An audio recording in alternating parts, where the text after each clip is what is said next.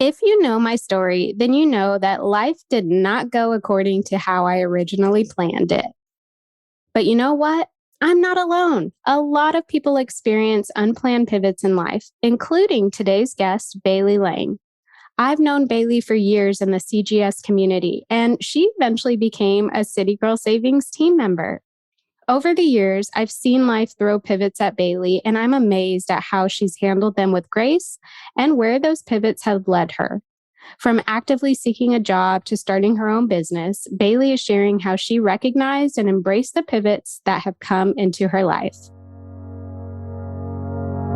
Welcome to the City Girl Savings Podcast. I'm Rhea Reeves, founder and finance coach of City Girl Savings. I turned my life around with budgeting many years ago, and now I'm on a mission to help others do the same. I fully believe that you can enjoy your life on a budget, and this weekly show will focus on the intersection of money and the city girl lifestyle. Join me every week along with some special guests as I share my experiences, advice, and guidance on navigating life and money as an experience-loving millennial.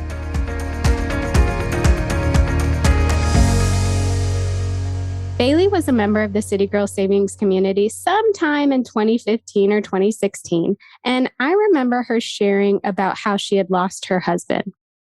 Later, Bailey was eventually hired as a City Girl Savings team member in 2019 while she was in school and stayed with us until the beginning of 2022. Bailey is an author, PhD graduate, and founder of The Writing Desk. At The Writing Desk, Bailey provides copywriting, ghostwriting, and editing services. Bailey also serves as an accountability coach to future authors. She is now married and running her business full-time. Bailey, thank you so much for being here. I touched very little on your background, but I would love if you could just fill us in with more details. Tell us about yourself, how you came into the City Girl Savings community, and really what led you to where you are today. Absolutely. Yeah. And first, I want to thank you so much for having me on the podcast. I'm really excited to still be connected with you and the community, even though my own business is taking up a lot more of my time. So it's very, very exciting. I'm really happy to be chatting with you. Yay.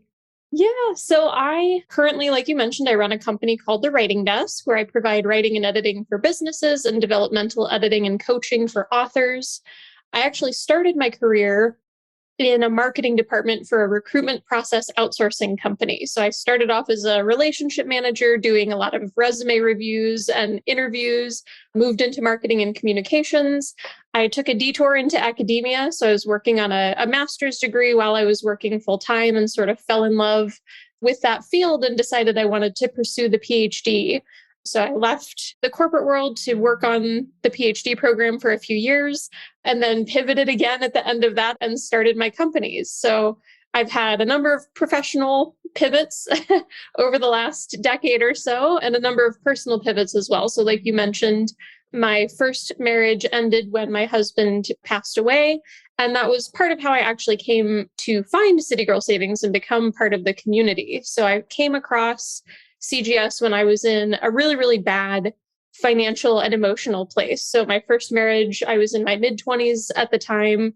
My then husband was emotionally and financially abusive. He was an alcoholic. It was a really, really ugly situation. And when he ultimately died by suicide, I was left with basically no money. Like he had completely depleted the savings that I had been working on building up. I had house payment, car payments, and of course, a lot of like grief and trauma and things that I had to work through. And so I was trying to rebuild my life, rebuild my finances. I was looking around for any resources that could help me with that.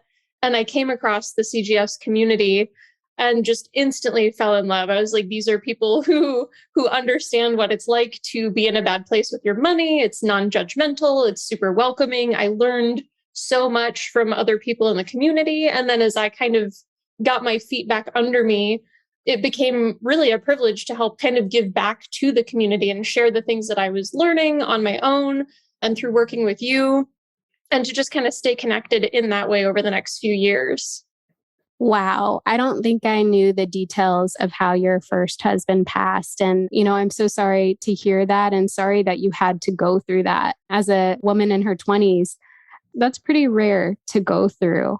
Was Yeah. there anything that helped you get through those things, those feelings, those financial roadblocks, if you will, and ultimately helped you move forward? Yeah. I mean, therapy, definitely a big one. Yes. Yeah. Once I started the PhD program, I had access to the student health center and, took definite advantage of that, worked with a number of really, really great counselors there. And I got tools to kind of deal with sort of the ongoing grief and trauma that I was dealing with. And in the intervening period of that as well, my dad died about a year and a half after my first husband did. So it just things kind of compounded with that. So I had a lot of mental and emotional support professionally and then with, through friends and family. And then in kind of putting my life back together from a practical sense, the City Girl Savings community was a huge boon there for me, just knowing that I always had a place to go to talk to people and sort of work through the things that I was trying to do as I sold the house, got a different car with a less expensive payment, started rebuilding my savings, getting back into investing. That has always been really helpful, along with other personal development and finance experts and books. So, Mr. Money Mustache, I found really helpful at that point in my life when I needed like a swift kick in the pants to kind of get things back in order. The Frugal Woods book and blog and books like Your Money or Your Life have all been really transformational for me. So, those are resources that I go back to pretty frequently.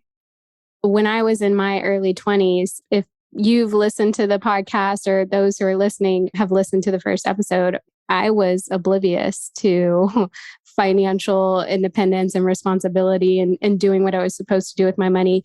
Where do you think that you learned the immediate next steps to take? Was it those books or was it maybe the support of your family?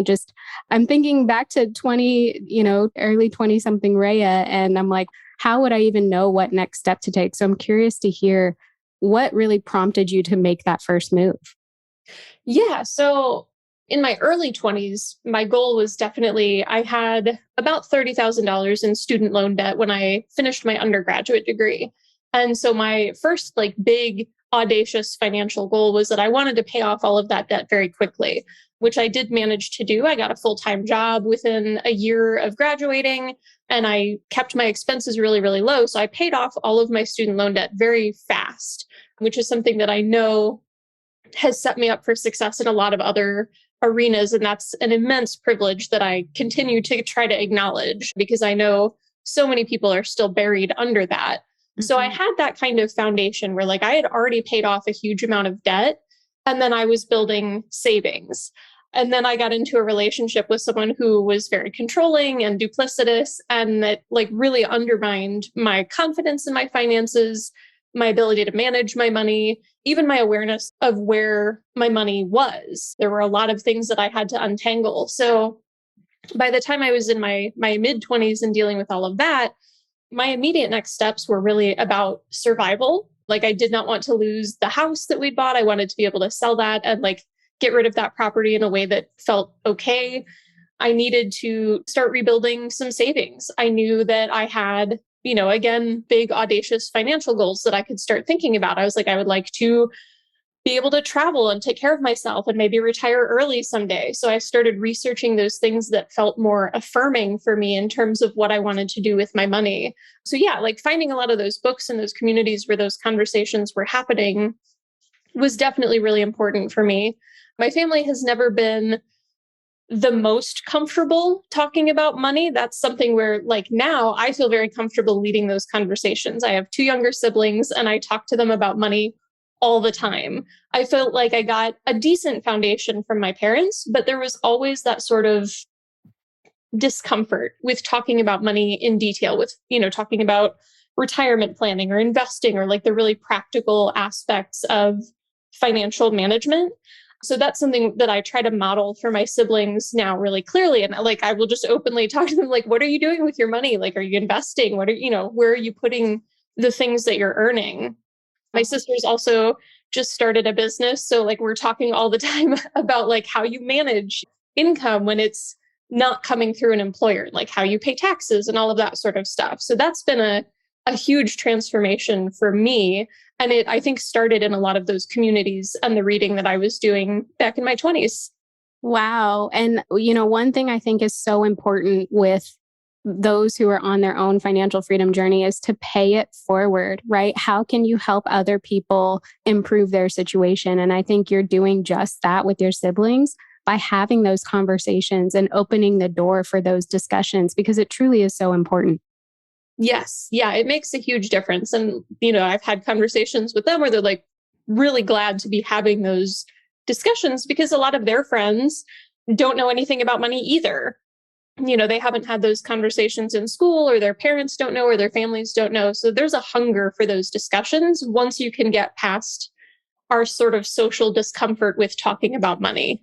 Absolutely. And, I'm so glad that you were able to kind of put yourself in a position where you sought out those discussions, you sought out those communities and those resources. I know it can be scary, but it's absolutely necessary to learning and trying new things and seeing what works so that you truly can put yourself in a position to succeed. Absolutely. And that's, I think, part of my personality. I am a lifelong learner. That's why I went for the PhD. It's why I've continued doing training even after that's done. That's, definitely just something that's ingrained in me. I'm very, very curious. I have to know, you obviously went through something pretty traumatic with your first marriage. What did you learn about yourself during, after that and kind of throughout your time to starting this business? I learned that I am a lot stronger than I thought I was. There was a long period of time where I had a lot of self doubt, and a lot of my self talk was very negative and kind of toxic. And, a lot of that comes from being in an environment where you've been manipulated and lied to and abused.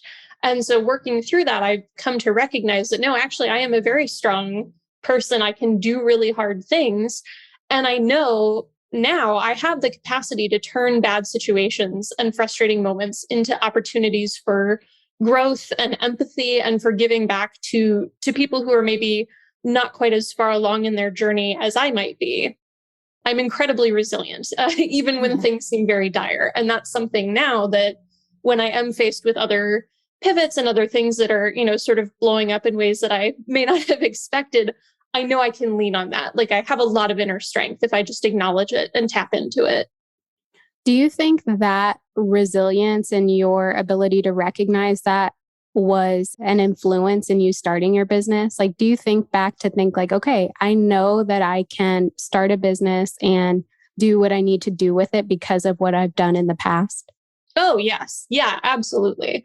There's a lot of discussions around like, is starting your own business right for you? And a lot of those conversations come back to like, how comfortable are you with risk and with the possibility of failure? That's something that I think my relationship with has changed a lot as I've started to recognize more of those strengths that I have. Like, I am comfortable doing something risky. I do know that I can manage really challenging, complex situations because I've done it many times in the past, personally and professionally. Like, I know I can figure this out. So that definitely shaped my decision to start the writing desk for sure. I love that. And, I remember in the Facebook group for City Girl Savings, this is vaguely remembering, but you were working on your dissertation and I believe it was coming to an end and you were kind of going through the job search or like looking for things in that field. And it didn't really seem to be going as planned, but then you started the writing desk. So can you talk a little bit about what that transition was like for you and what prompted you to just say, okay, I guess I'm going with this business? Yes. Yeah, absolutely. In many respects, the writing desk was born out of necessity. It came from a confluence of pre-existing interests and strengths that I knew I had, but it was also a situation where I was like, I need to figure something out and just sort of walking through all of those potential paths. When I initially left my job in marketing to pursue the PhD, my plan at that time was to become a professor. I love doing academic research. I specialized in archival research in particular. I love teaching. I love working with academic texts, presenting at conferences, like the whole academic lifestyle. All of that appealed to me in a lot of ways. But as I got further into my PhD program, there were things about academia just broadly that I recognized. I was like, this may or may not actually be the right fit for me. There are things about this that I love, and then there are things that I recognize as deeply unhealthy and troubling. And I also knew from years of monitoring this and talking to friends and mentors who were further along than I was, that the job market was already tight. Even in our field, my specialization is in rhetoric and writing studies, and that's been a pretty consistently employable field, largely because a lot of people from the field teach like first year composition and writing courses, which almost everyone takes. So there are often a decent number of jobs for people coming out of a program like mine. But that's been changing in recent years. And then I was working on my dissertation in 2020, graduated in 2021. And we all know what happened in 2020, COVID. And the academic job market basically collapsed. Like there were almost no jobs in my field. It was a devastating thing to confront after several years of like preparing pretty intensely for one type of career path to see it vanish basically overnight. It was terrifying.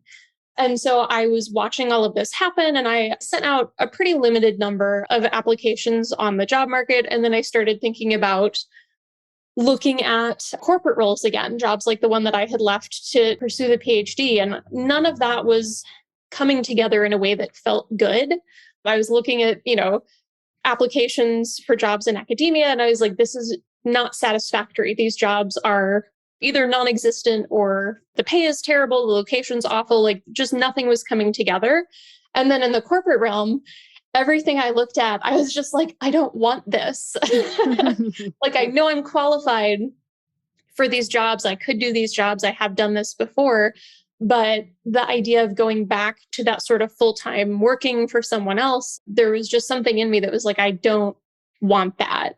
So a lot of that was what prompted me to think about an alternative path. And that's what became the writing desk. So I'd been freelancing for CGS for, a number of years already at that point.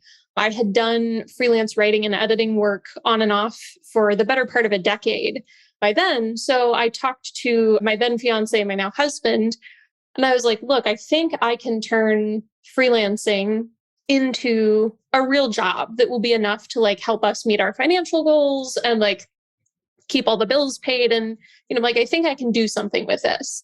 So in late 2019, I started taking on more and more freelance work. And we decided that I would use kind of 2020, parts of 2021 as an experiment, essentially, to see if I could get enough client work to make it feasible.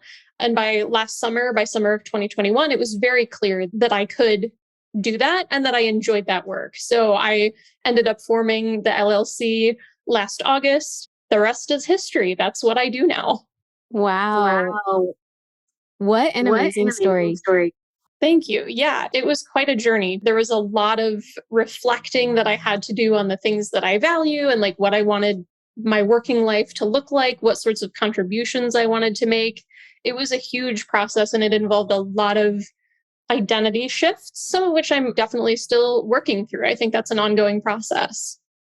I agree. And, I think what's really interesting about your story, Bailey, is that you gave yourself time to test it out, right? Like you had that conversation with your husband, you kind of set the expectation and you dove in. I think for me, sometimes I take a conservative approach. So I could say, okay, I'm going to give myself this amount of time to see if it works. But there's always going to be maybe that lingering anxiety of, will this really work? Or is this actually going to work? And it sounds like you really dove in and said, okay, here's my timeline. Let's go. Let's see if this works. And it worked.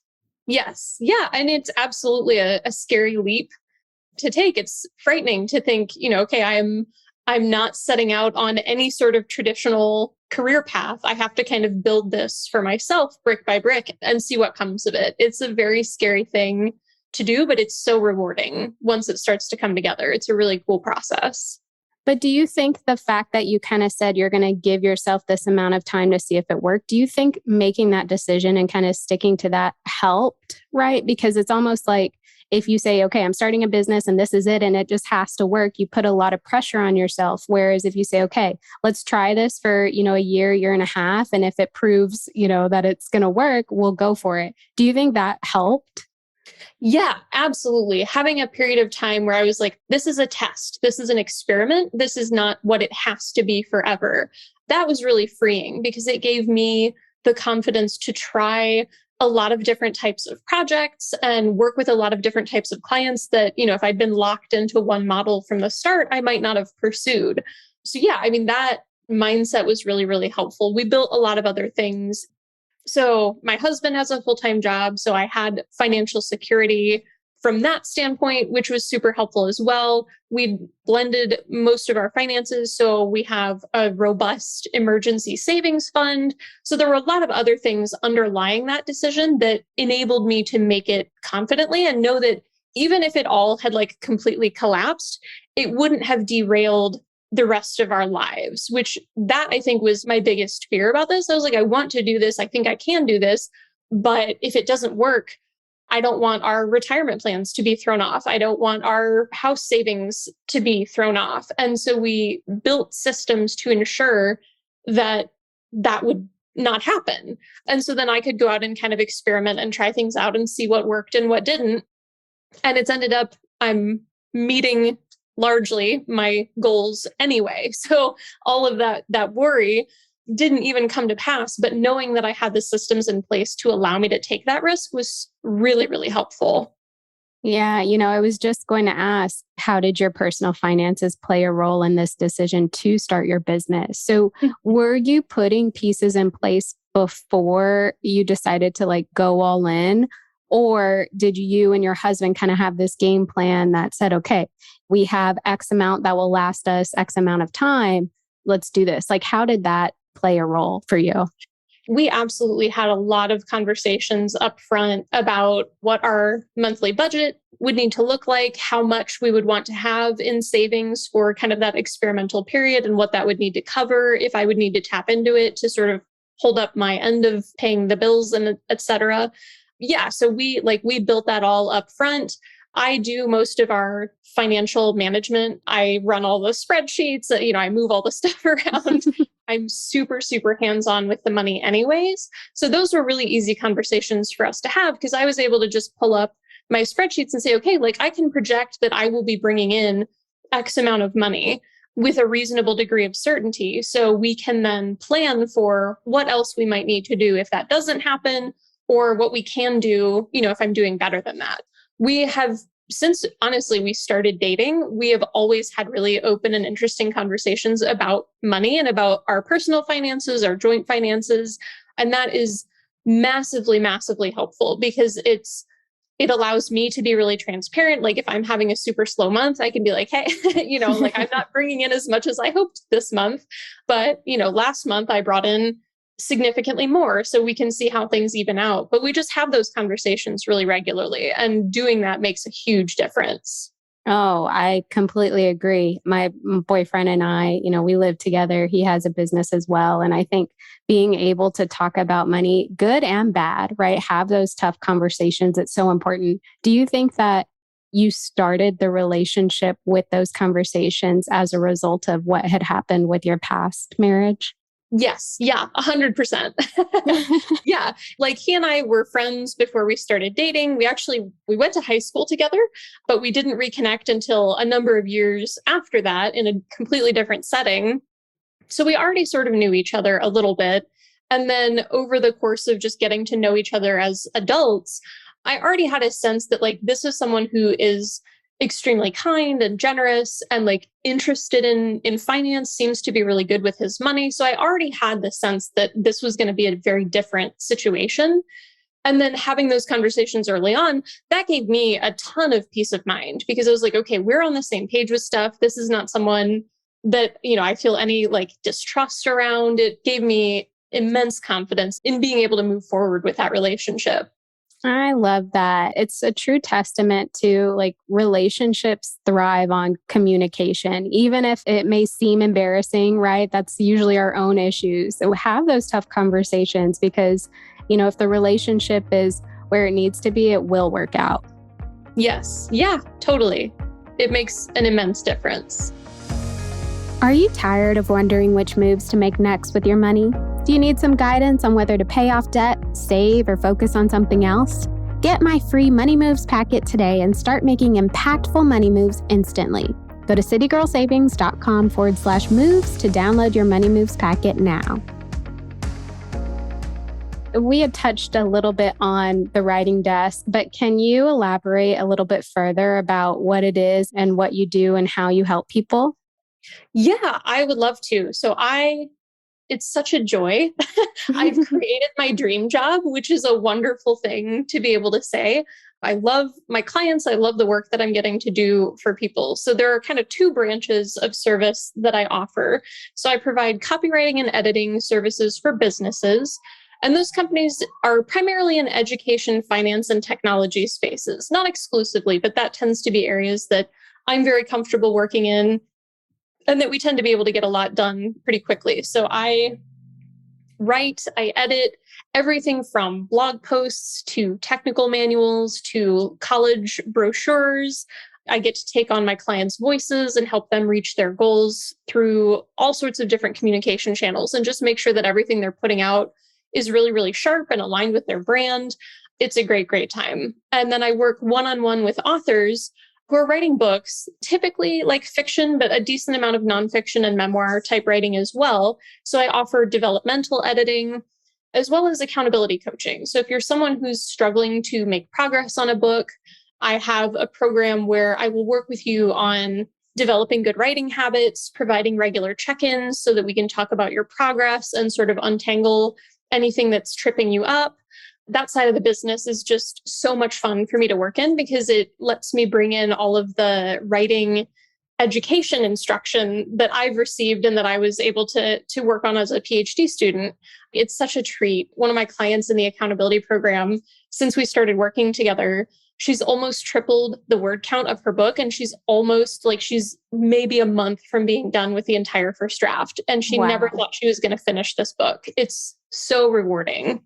Oh, oh my gosh. Kudos to you. And you said something very powerful. You said you created your dream job. And obviously, you had some pivots that led you down that path. But had you not kind of taken control of your finances early on, you may not have given yourself the option to put yourself in that position as well. So I think that it's really important to prioritize your personal finances, your goals, always keep those kind of centered. And that way, when life does throw things your way that lead you down different paths, you can take it with confidence.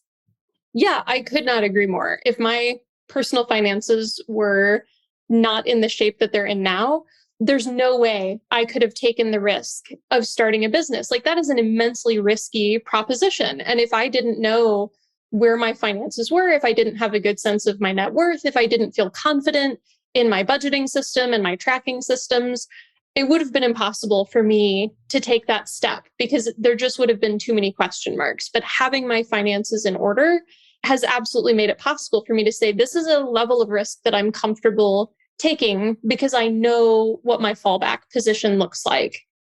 Yeah. And, I think money gives you options and you have found your kind of dream job. You created it for yourself, but having the ability to be in a position to pursue that is really powerful. It's like you may have known that that's what you wanted to do, but had your money situation not looked right, you may not have even moved forward in that direction, even knowing that that's what you wanted to do. So, Yes. money gives you options all the way around.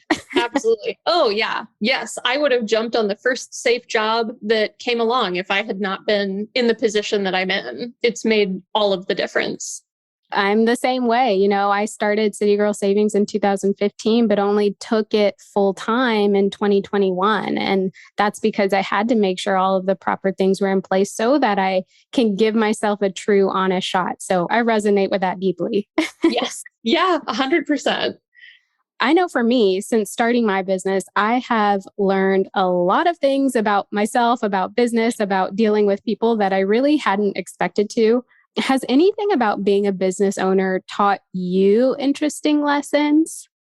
Oh, so many. Yes, so many things. It's like a constant process of uncovering things about myself and my working style. I think one of the most surprising things that I sort of figured out early on is that I am not nearly as afraid of setting boundaries or negotiating as I thought I would be. I'm extremely conflict averse, but I've gone through processes in building my business that have helped me get really, really clear on what my values are, what matters to me, what I need from this business for it to be successful and for me to be successful. And going into conversations armed with that type of self-knowledge makes it so much easier to say, no, I'm not going to schedule meetings on this day. Like I reserve that time for deep work on my business. Or to say, no, I can't accept that proposed rate. Like it doesn't fit my standard rates. And to do that in ways that are respectful both of the person that I'm talking to and of my time and my needs. And that's something that I was really afraid of when I first started this. I was like, I don't know how I'm ever going to have conversations or like turn down business that doesn't feel like a good fit. I do it all the time. Like I'm constantly saying no to projects that are just not a good fit. Or like, even if I just have a weird feeling about a proposed project, I'm very comfortable saying, you know what, I don't think I can move forward in this process, or I don't think that I'm the right person to help you with this work. That has been a huge lesson for me, is that, I have those skills. I can draw on them whenever I need them. And that's been very cool. Yeah, I think that is something that a lot of business owners struggle with, right? Because if you're coming from a place of scarcity, it's like, I need all the business I can get, even if Yes. you really don't. So you can drop your boundaries because you're coming from that place of scarcity. Yeah, absolutely. That was something that initially I was really, really afraid that I would fall into that trap and like take on work that I hated and that made me miserable and resentful. And I think that's really common when you are starting out, because you need the income. Like you're so desperate for anything that brings an income that you become a lot more willing to flex on what actually works for you. And I think some of that too comes from a lot of the work that I've done in processing my traumas, is like, I'm not going to accept things anymore that I know are not good for me. So having that in my toolkit is really, really powerful. And seeing that play out personally and professionally has been super rewarding. Ooh, yes. Oh my gosh. You're speaking some truth here, Bailey. Like working on yourself, processing your own traumas and things that have happened in the past absolutely impacts you in business and all future endeavors that you embark on. Yes, most definitely. So for me, being willing and able to change, so being adaptive, was a huge lesson. I thrive on routine, I thrive on structure, but I think when it comes to running and maintaining a business, you have to be open to change. And the same applies in life, to be honest. You have to be willing to adapt and adjust where necessary. Do you have any tips for someone who is potentially resistant to change?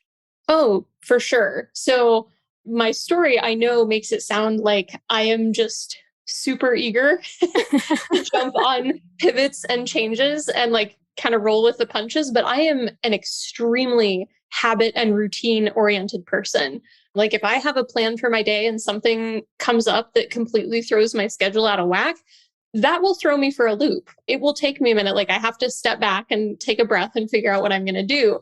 Change is challenging. I've learned a lot of things that help me deal with it better and enjoy it sometimes when it is appropriate. But getting to that place of recognition is difficult. So there's a quote from the science fiction writer Octavia Butler that I love in those moments. It's, all that you touch, you change. All that you change changes you. The only lasting truth is change. And that's really helpful to think about. Like everything changes, nothing is static forever. And so remembering that, like that can help you get into a little bit more of a fluid mindset about what is changing and what your relationship to that change can look like. And getting to a place where I can accept that change is going to happen no matter how I feel about it is really, really helpful. And I've started asking myself this question: if I'm getting really frustrated, if something is changing in a way that I may not like, or if something has happened that feels really disruptive, I've started asking myself, okay, what if this isn't happening to me? What if this is happening for me? And so that Ooh. gets me into a mental space where I'm looking at this situation as something that I can learn from, something that I can build on, something that is not necessarily pleasant, but ultimately potentially beneficial. And I feel like that's a much more easeful and interesting sort of mindset to operate from than like resisting change, because that just wastes your energy. So Oh, yeah. that's kind of become my approach. That is powerful. I mean, you shared a lot of goodies there. And I think one thing that maybe plays a role too is control, right? I think a lot of people want to be in control, and some things we have zero control over. So sometimes Yeah. we have to just kind of step back, let the cards fall where they may, and have that confidence to know that no matter what, things are going to work out. I'm going to figure this out. Letting go of that control, something that I've been working on throughout the years, has made Mhm. such a difference. Yes, it's so hard because I am absolutely the same way. I'm like, I want to know every detail. I want to have oversight into absolutely everything. Ultimately, like you can't, and that isn't always a good use of your energy either. And kind of getting to that place where you're like, some things I can't affect them.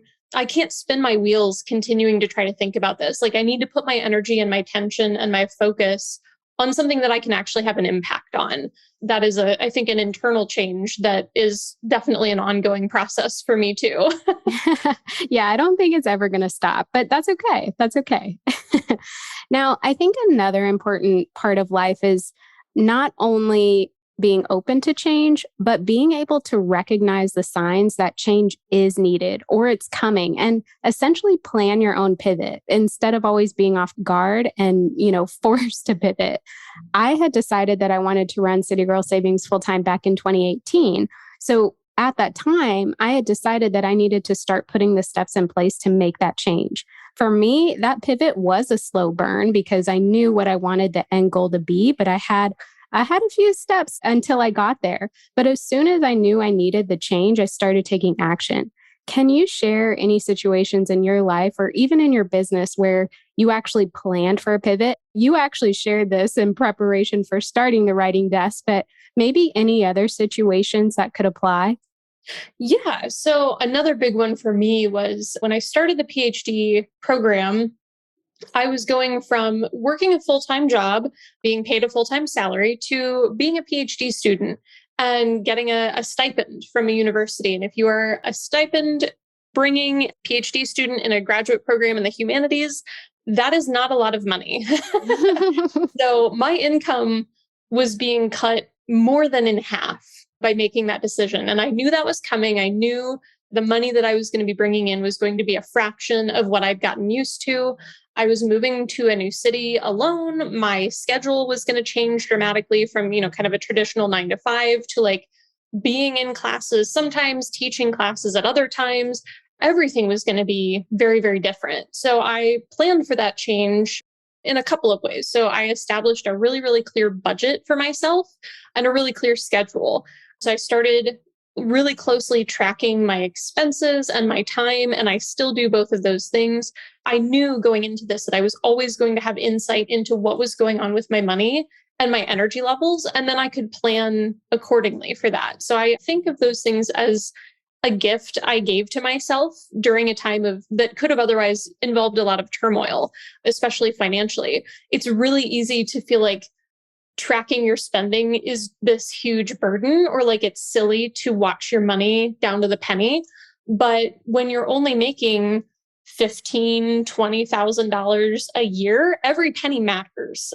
So having Yes. that information is hugely important. Like knowing exactly what I was doing with my money, where it was going to go, what I needed it for, what I could cut. That was super, super helpful. So that made that transition much less dramatic and stressful. It put me in a position where I was able, through fellowships and other working opportunities and freelancing, I increased my net worth significantly in graduate school rather than going into debt. Like I did not take out any loans for either my master's program or the PhD. So I'm Wow. still 100% student debt free. And that's in large part because I paid off my initial debt so early, but also because I am so focused on tracking my finances and taking care of my money. Preparing for that by building those systems really, really helped. Definitely. It's like that quote that says poor planning equals poor performance, right? When you take the Yes. time to kind of plan, even though we know we can't control everything, right? But going into that direction with a game plan, with at least this baseline, really gives you more confidence to focus on maximizing what is eventually to come. Yes, it's huge. And this is, I think, especially if you're someone who doesn't make a ton of money or your income is kind of irregular. So as a grad student, I didn't get paid over the summers. So a huge part of what I was doing with that planning was figuring out how much I needed to sock away during the academic year so that I could fund my life in the months in between. Like I still needed to pay rent. I had a car payment. I needed to buy food. Like I was planning for that sort of all year instead of getting to the end of school year and panicking because I was about to not make any more money. Those kinds of things, you get that insight when you're doing this tracking and when you're planning for those shifts. So you see them coming and you can prepare accordingly. I'm very much a planner like you, but Yeah. I also have the wherewithal to know that some people are very spontaneous, right? And they kind of have this mentality of, I'll figure it out when the time comes. And while, that could play out well in some scenarios, there is nothing wrong with having a game plan or putting the pieces in place to ensure that, yes, everything will work out, but you're also preparing for things to work out as well. Absolutely. So let's say that a listener is on the job hunt, but they are having no luck with finding anything and they're actually contemplating starting a business. What advice would you give them since you were in a similar situation? Yeah, absolutely. I think the first thing that I would suggest, and it may sound a little counterintuitive at first, but the first suggestion that I have is to get really, really crystal clear on your values before you do anything else, like before you decide what type of business it's going to be or how you want to run it or what it's going to be called or anything. Because if you understand what is important to you, what values you want to live out in your life, in your work, what type of work that you enjoy doing and the types of work that you don't, the type of people that you want to serve, then you can design your life and your business in a way that is very intentional and authentic and affirming as opposed to sort of reactive and desperate. If you do the work to sort of understand what matters to you up front, then you're not scrambling to figure that out when you're also trying to build all of the bells and whistles of your business. So for me, I know things like I don't want to work in a traditional office setting. I don't want to work like a total 9 to 5 schedule. I want to be able to take time off without asking permission. Those parts of my working self are things that I value. I know that I want to be involved creatively. I know that I want to be helping writers develop. I know that I want to be helping everyone tell stories that matter. Like those are core values for me. And so those are now core values of my business as well. And so everything that I've done, I do with those values in mind. And that it makes just, I think, all the difference in the world. And the other suggestion for that is like, once you're through that stage and you're starting to get to a point where you're figuring out the type of business that you want to have, the next thing you need to do is figure out your finances. Like if you are someone who's used to being a student or working for an employer, the amount of money that you're going to owe in taxes is going to absolutely shock you unless you do that work up front to understand it and prepare for it. So I talk to people who are not working in the type of space that I'm in, who aren't freelancing or coaching or doing any type of consulting style of work. And the hourly rate that they are accustomed to thinking is fair is absolutely not at all connected to the type of hourly rate that you need to establish in your business, because you also, like, you're paying taxes, you're paying business expenses.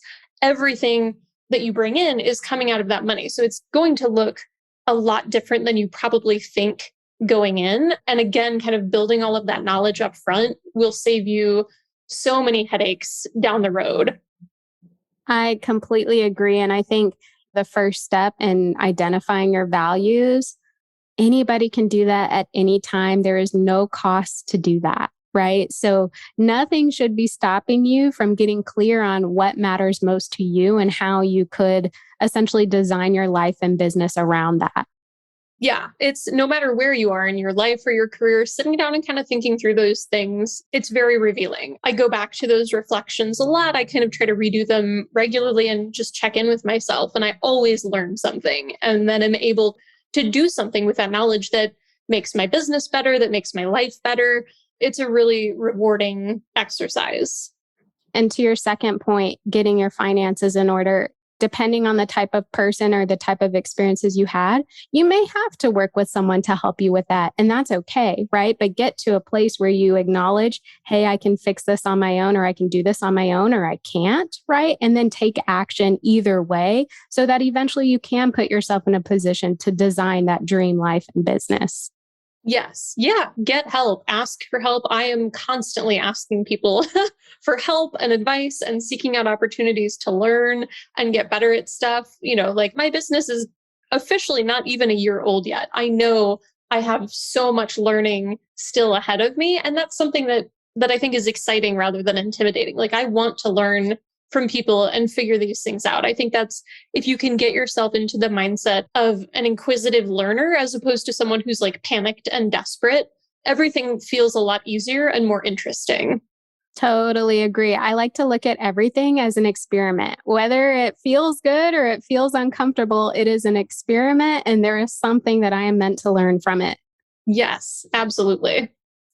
So life looked a lot different for you 5 years ago. And now I just kind of have to ask, where do you see yourself, your life, your business in the next 5 years?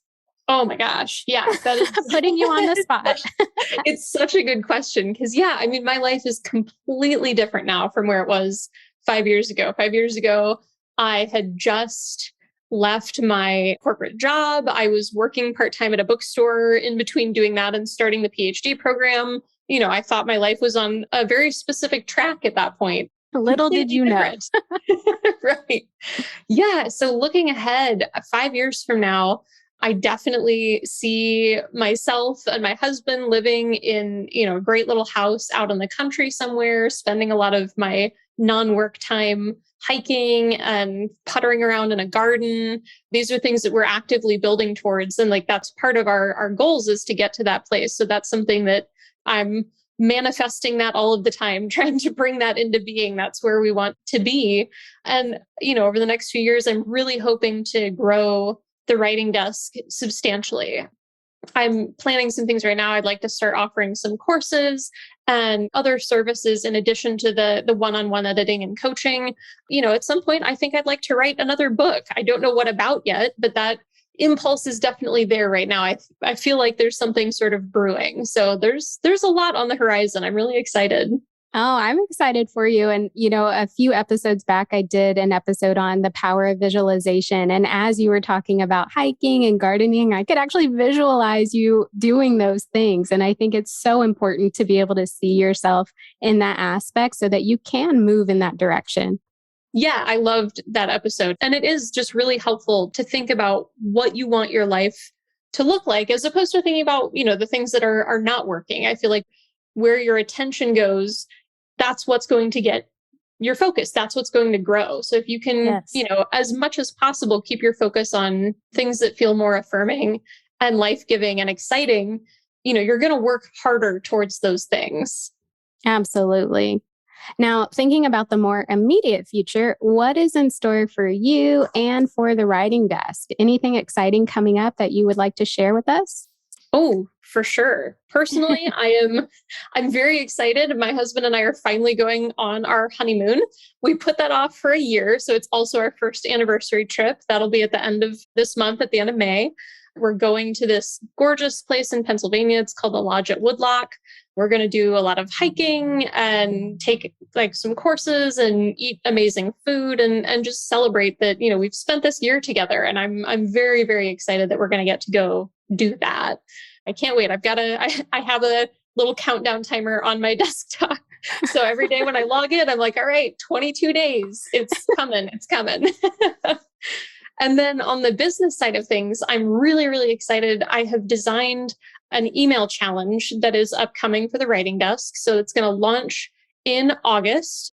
And that challenge is totally free. It's designed to help people beat writer's block through the development of research-driven writing habits. I designed it so it starts at the end of August and it wraps up just in time for the start of National Novel Writing Month in November.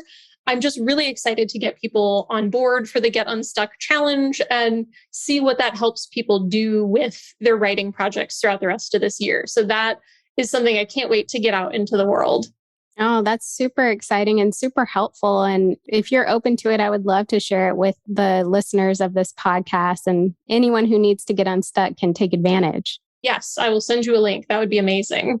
Perfect. Well, where can people learn more about you and the writing desk? Yeah, absolutely. People can find me at my website. It's www.usethewritingdesk.com. So there you can check out all of my service offerings, learn a little bit more about me. You can sign up for the newsletter.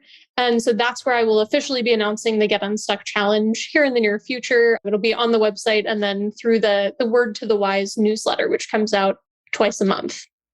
Awesome. I will be sure to link to all of that in the show notes. Bailey, thank you so much for being here, for sharing some tough things that happened to you, but the guidance that you provided today, I know will help so many. So thank you so much. Yes, thank you for having me. This was awesome. Thank you so much for tuning into City Girl Savings today. I hope you feel empowered and inspired to master your money as you make your way to your dream life. Make sure you subscribe so you're the first to know when a new episode comes out. I truly value your thoughts and feedback, so please leave a review and let me know how this podcast has impacted you. Can't wait to chat soon and make it a great day.